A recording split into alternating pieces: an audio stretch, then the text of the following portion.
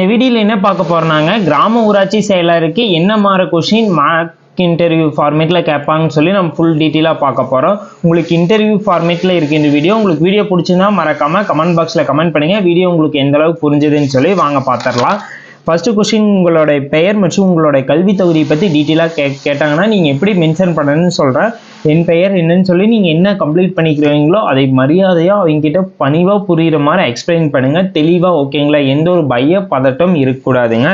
Next question, ஏன் ஊராட்சி செயலாளராக ஆக விரும்புகிறீர்கள் அப்படின்னு சொல்லி கேட்டாங்கன்னா அதுக்கு என்ன ஆன்சர் சொல்லலாம்னா, ஊராட்சியில் நேரடியாக மக்களுடன் பணிபுரிவதற்கு கிராம வளர்ச்சியில் பங்கு கொள்வதும் இது ஒரு சிறந்த வாய்ப்பாக இருக்கும் என நினைக்கிறேன்.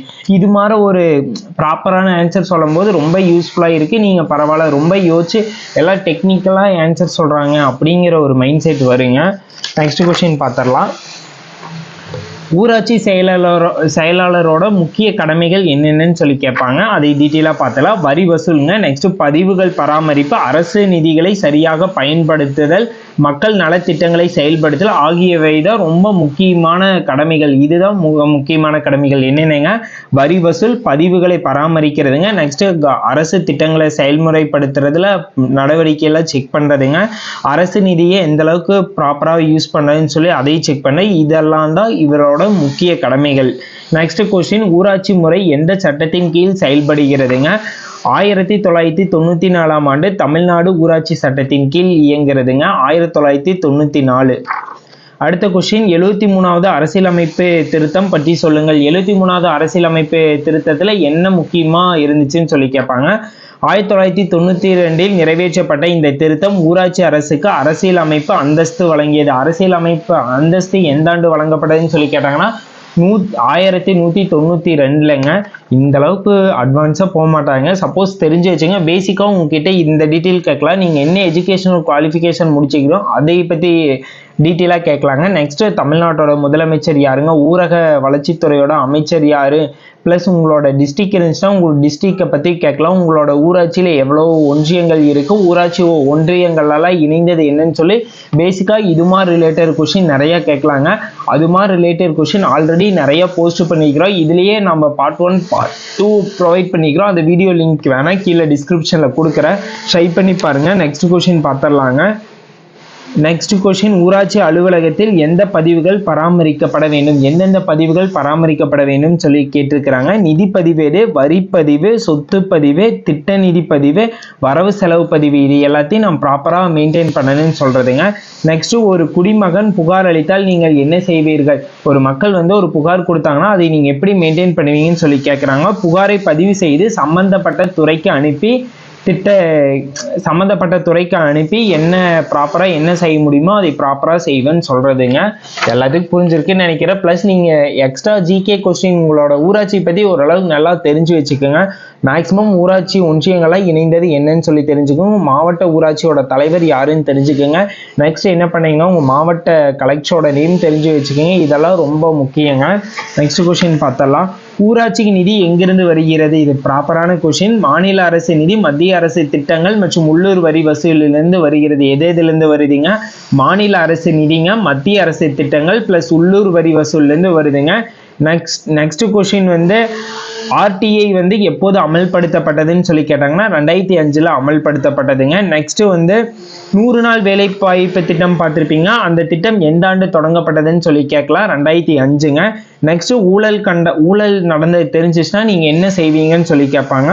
உடனே மேலதிகாரியிடம் புகார் அளித்து அதற்கான என்ன பிளானோ அதுக்கு அவர்கிட்ட அந்த என்ன ஊழல் நடந்துக்குன்னு சொல்லி அதற்கான சட்டப்படி நடவடிக்கை எடுக்கிறதுக்கு நான் ஏற்பாடு பண்ணுவேன்னு சொல்றதுங்க. நெக்ஸ்ட் கொஸ்டின், ஒரு விவசாயி தண்ணீர் பற்றாக்குறை பற்றி கூறினால் என்ன நடவடிக்கை எடுப்பீங்கன்னு சொல்லி கேட்குறாங்க. வார்டு உறுப்பினர் மற்றும் பொறியாளர் உதவியுடன் நிலையை சரி செய்து என்னால் அந்த இடத்துக்கு போய் எந்த அளவுக்கு ஆய்வு செஞ்சு அங்கே ப்ராப்பராக தண்ணீர் பற்றாக்குறை இருக்கான்னு சொல்லி கண்டுபிடிச்சா அதற்கான தனியான டிபார்ட்மெண்ட்டுக்கு சொல்லி அந்த ப்ராப்ளத்தை சரி செஞ்சு தர சொல்லுவேன்னு சொல்றது. நீங்கள் குழுவாக பணிபுரிய தயாரான்னு சொல்லி கேட்குறாங்க. குழுவாக பணிபுரிஞ்சோமா அந்த ஒர்க்கு ஈஸியாக ப்ராப்பராக அந்த குறிப்பிட்ட டைம் நான் ஒருத்தனா போய் அந்த ஒர்க்கை பண்ணுறதுக்கு ரொம்ப டிலே ஆகுங்க. அதே ஒரு குழுவாக இருந்துச்சுன்னா அந்த ஒர்க்கை ஈஸியாக ஹேண்டில் பண்ணி முடிச்சிடலாங்க. அதனால குழுவாக போகிறதுக்கு எனக்கு ரொம்ப விருப்பம்னு சொல்கிறதுங்க. Next question பார்த்துடலாங்க. உங்களோட பலம் என்ன, உங்களோட பலவீனம் என்னன்னு சொல்லி கேட்பாங்க. உங்களோட பலம் போது எப்பவுமே நேர்மையா இருப்பேன், பொறுப்பாகவும் இருப்பேன். எனக்கு ஒரு ஒர்க்கை கொடுத்துட்டாங்கன்னா அந்த ஒர்க்கை எந்த அளவுக்கு ப்ராப்பராக ஈஸியாக ஹேண்டில் பண்ணி கொடுக்க முடியுமோ அந்த அளவுக்கு ஃபாஸ்ட்டாக நான் அந்த ஒர்க்கை பண்ணி கொடுத்துருவேன்னு சொல்லணுங்க. உங்களோட பலவீனம் என்னன்னு சொல்லி கேட்டால், சில நேரங்கள் நான் பணி முடிப்பதில் மிகவும் சிறந்த முடிவு தேடுவேன், அதனால் நேரம் பிடிக்கும். ஒரு ஒர்க்கை கொடுக்கும்போது நான் கொஞ்சம் அந்த ஒர்க்கை நீட்டாக பண்ணி கொடுக்கணும்னு நினைப்பேன், அதனால கொஞ்சம் டைம் டிலே ஆகும். அதுதான் என்னோட பலவீனம் சொல்றாங்க. அது மாதிரி சொல்லலாங்க. ஓகேங்களா? மக்களிடம் உங்க மேல நம்பிக்கை வருவதுக்கு நீங்க என்ன செய்வீங்கன்னு சொல்லி கேட்கறாங்க. தெளிவான சேவை, நேர்மையான செயல் செஞ்சாவே மக்களுக்கு நம்ம ஈஸியா நம்மளை பிடிக்குங்க. நான் எனக்கு கொடுத்த ஒர்க்கை ப்ராப்பராக நேர்மையாக அந்த ஒர்க்கை ஹேண்டில் பண்ணி கொடுத்துருவேன். ப்ளஸ் என்னால் அவங்க ஒரு ப்ராப்ளம் என்கிட்ட கொண்டு வந்தாங்கன்னா அந்த ப்ராப்ளத்தை எந்த அளவுக்கு ஃபாஸ்ட்டாக என்னால் சொல்யூஷன் பண்ணி கொடுக்க முடியுமோ அந்த அளவுக்கு ஃபாஸ்ட்டாக கொடுத்தனா மக்களுக்கு என் மேலே ஆட்டோமேட்டிக்காக நம்பிக்கை வந்துருங்க. இது மாதிரி பண்ணும்போது அவங்க ஈஸியாக நம்புவாங்க அப்படிங்கிறது. நெக்ஸ்ட் உங்கள் வேலை அழுத்தத்தை எப்படி சமாளிப்பீர்கள்? உங்களுக்கு வேலை அதிகமாக இருந்துச்சுன்னா அந்த இடத்த எப்படி ஹேண்டில் பண்ணுவீங்கன்னு சொல்லி கேட்குறாங்க. திட்டமிட்டு பணியை முன்னுரிமையின் அடிப்படையில் எந்தெந்த ஒர்க்கை இப்போ ப்ராப்பராக கம்ப்ளீட் பண்ணி இந்த சுச்சுவேஷனில் பண்ணி தரணுமோ அந்த ஒர்க்கை இந்த சுச்சுவேஷனில் ஹேண்டில் பண்ணி முடிச்சு கொடுத்துருவேன். நெக்ஸ்ட் ஒர்க்கை அதையும் டிலே பண்ண மாட்டேன், எந்த அளவுக்கு ஃபாஸ்ட்டாக முடிக்க முடியுமோ அந்த அளவுக்கு ஃபாஸ்ட்டாக முடிச்சு கொடுத்துருவேன்னு சொல்கிறதுங்க.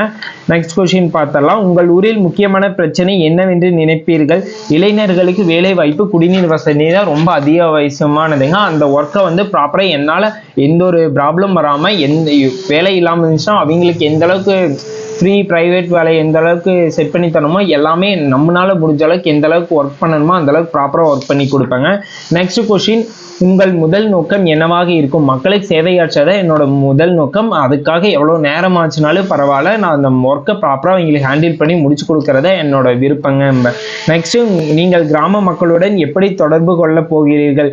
மக்கள் கூட்டம், அறிவிப்பு பலகை மற்றும் நேரடி சந்திப்பு மூலம் மக்கள் கிட்ட இருக்கிற குறைகள்லாம் கேட்டு அந்த குறைகள் எல்லாம் கரெக்ட் பண்ணி கொடுப்பேன். ப்ளஸ் நேரடி அறிவிப்பு பலகை, ப்ளஸ் அது இல்லாமல் மக்கள் கூட்டங்கள், இது மூலிமா கிராம சபை இருக்குமேங்க, அது மூலிமா கூட மக்களோட ப்ராப்ளத்தை தெரிஞ்சுக்கிட்டு அதுக்கான சொல்யூஷன் கொடுப்பேங்கிறது. நேர்மை என்றால் என்ன? நேர்மை பற்றி உங்களுக்கு என்ன தெரியும்னு சொல்லி கேட்குறாங்க. எது சரியானது என்று தெரிந்து அதை பின்பற்றுவதுதான் உண்மையான. இந்த ஒர்க்கை ப்ராப்பராக நாம் அந்த போஸ்டிங்கில் இருக்கோம், அதனால் அந்த ஒர்க்கை ப்ராப்பராக அந்த டைமில் பண்ணி கொடுக்கணும், டிலே பண்ணக்கூடாது. முன்னுரிமைப்படி பண்ணுறனாலுமே அந்த ஒர்க்கை ப்ராப்பராக பண்ணி தரேன். ஆனால் எந்த ஒரு ஒர்க்கையுமே டிலே பண்ணாமல் என்னால் இந்த அளவு ஒர்க்கை ப்ராப்பராக ஃபாஸ்ட்டாக பண்ண முடியுமோ அந்த அளவுக்கு ஃபாஸ்ட்டாக பண்ணி கொடுத்துருவேன்னு சொல்கிறது. நெக்ஸ்ட் உங்கள் வாழ்க்கையில் ஒரு நல்ல தலைவர் யார் என்று நினைக்கிறீங்களோ, உங்களுக்கு யாரை பிடிக்குமோ அவங்கள சொல்லிக்கலாங்க. நெக்ஸ்ட், உங்கள் எதிர்கால இலக்கியம் என்ன? மக்கள் நலனுக்காக சுத்தமாக நிர்வாகம் வழங்கும் சிறந்த ஒரு அரசு அதிகாரியாக உயர்வதே என்னோட விருப்பம் சொல்லி சொல்றது. ஓகேங்களா? இது ஒரு மார்க் இன்டர்வியூ ஃபார்மேட்ல இருக்குங்க. பிளஸ் நீங்க முடிச்சதுக்கப்புறம் நீங்க உள்ள போகும்போதே கமெண்ட் கேட்டு போங்க, அது ஒரு மரியாதையா இருக்கு. ஓகேங்களா? பிளஸ் உங்ககிட்ட அவங்க இன்னொரு கொஸ்டின் கேட்டாலும் டக்குன்னு ஃபாஸ்டா ஆன்சர் பண்ணுங்க, எந்த ஒரு பதட்டம் இல்லாம. இப்போ நான் எப்படி உங்ககிட்ட ஃபேஸ் டு ஃபேஸ் ஆன்சர் பண்றேனோ அதே போல ஃபேஸ் டு ஃபேஸ் ஆன்சர் பண்ணுங்க. இது உங்களுக்கு ரொம்ப யூஸ்ஃபுல்லா இருக்கு. உங்களுக்கு எனி டவுட் இருந்துச்சுனாலும் மறக்காம கமெண்ட் பாக்ஸ்ல கமெண்ட் பண்ணுங்க. பிளஸ் நீங்க நம்ம தமிழ்நாட்டை பத்தி முக்கியமான ஜிகே கொஸ்டின் எல்லாம் தெரிஞ்சு வச்சுங்கன்னா 1 or 2 ஜிகே கொஸ்டின் சொல்லிக்கிறேன். இதே போல என்னென்ன ஜிகே கொஸ்டின் ரொம்ப இம்பார்ட்டன்டோ அந்த ஜிகே கொஸ்டின் அப்டேட் பண்ணிக்கிங்க. பிளஸ் உங்களோட ஊராட்சி பத்தி நிறைய கொஸ்டின் தெரிஞ்சு வச்சுக்கோங்க, அது உங்களுக்கு ரொம்ப யூஸ்ஃபுல்லா இருக்கு. ஒரு சில எக்ஸாம் ஒரு சில டிஸ்ட்ரிக்ட்ல உங்களை ஃபர்ஸ்ட் போனோன்னே எழுத்து தேர்வு கூட நடத்தல. ஓகேங்களா? இன்டர்வியூ இல்லாம. அது ஒவ்வொரு டிஸ்ட்ரிக்டை பொறுத்து. மேக்ஸிமம் அது நடந்துச்சுனாலும் இது ரிலேட்டடா கொஸ்டின் தான் கேட்பாங்க, ஈஸியா அப்ரோச் பண்ணிடலாம். ஓகேங்களா? உங்களுக்கு எனி டவுட்னாலும் மறக்காம கமெண்ட் பாக்ஸ்ல கமெண்ட் பண்ணுங்க. இந்த வீடியோ உங்களுக்கு எந்த அளவுக்கு யூஸ்ஃபுல்லா இருந்துச்சுன்னு சொல்லி மறக்காம கமெண்ட் பாக்ஸ்ல கமெண்ட் பண்ணுங்க. நீங்க கமெண்ட் பண்ணதை வச்சு தான் நெக்ஸ்ட் வீடியோ நாங்கள் இதே போல அப்டேட் பண்ணுவோம். மறக்காம நம்ம பேஜை சப்ஸ்கிரைப் பண்ணி